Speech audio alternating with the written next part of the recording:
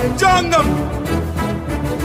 భారత రాజ్యాంగం ఒక పుస్తకం కాదు, 7 తరాల త్యాగాల జ్ఞాన యుద్ధాల గ్రంథం, మానవ జాతి విముక్తి గీతం.